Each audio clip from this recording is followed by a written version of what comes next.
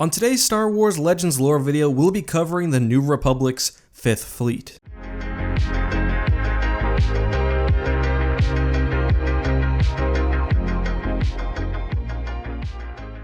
Hey guys, this is EckhartsLadder. Hello and welcome to another Star Wars Legends lore video.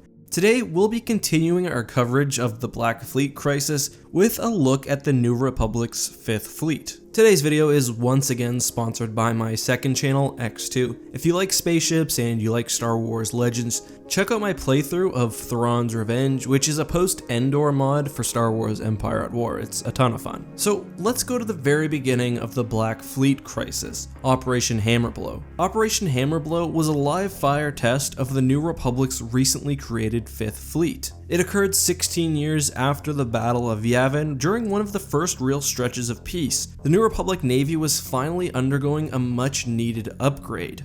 The new class modernization program, as it was called, introduced a bevy of new, highly efficient, powerful warships. This was important because previously the Navy was made up of mostly old Rebel Alliance ships with some new vessels and some captured Imperial cruisers. The 5th Fleet was actually the very first force in New Republic history comprised of totally new class ships. This made it incredibly deadly, important, effective, but also put it in the public and political spotlights. Operation Hammerblow was a success, with the New Republic fleet completing all of its simulated objectives, but this show of force really only increased political pressure on New Republic military leaders. Specifically, it was promised that the 5th Fleet would only be used in a defensive capacity. However, various senators were worried that the fleet would either subjugate worlds or conquest planets not already within the New Republic. This would all come to a head, of course, during the Black Fleet crisis, when the Yavathan Duskon League, a group technically outside of the New Republic,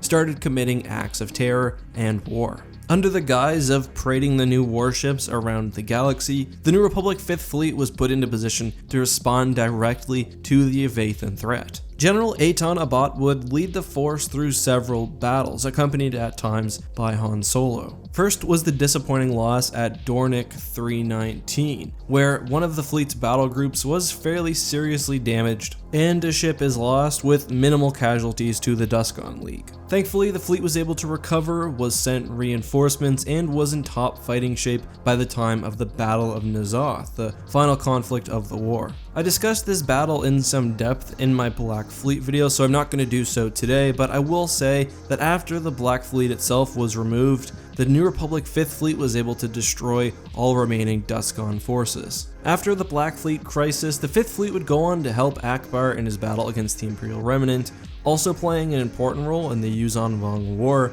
before being reorganized during the events that saw the New Republic transition into the Galactic Alliance. What about fleet composition, you might be wondering? Well, that did actually vary fairly significantly. As mentioned, at its creation, the 5th Fleet was made up entirely of new class warships. There were about 100 ships, including Nebula Star Destroyers and Endurance fleet carriers. However, according to the Essential Guide to Warfare, in the subsequent years, apparently the fleet numbers swelled to over 500 capital ships. It's fairly likely that the added ships were a mix of old and new class. I would guess some Imperial Star Destroyers, some Victories, which the New Republic was using heavily at the time, some MC-90s, some older Mon Cal cruisers, and just a variety of other vessels. Development on the larger Mediator and Viscount class dreadnoughts and battlecruisers did start after the Black Fleet crisis, as the New Republic continued to recognize the danger posed by Imperial dreadnoughts, but they didn't see service until right before the Yuuzhan Vong War. I would bet that after the invasion, the 5th Fleet was supplemented by perhaps a dreadnought and some mid-level battleships, because it was an important defensive fleet for the New Republic.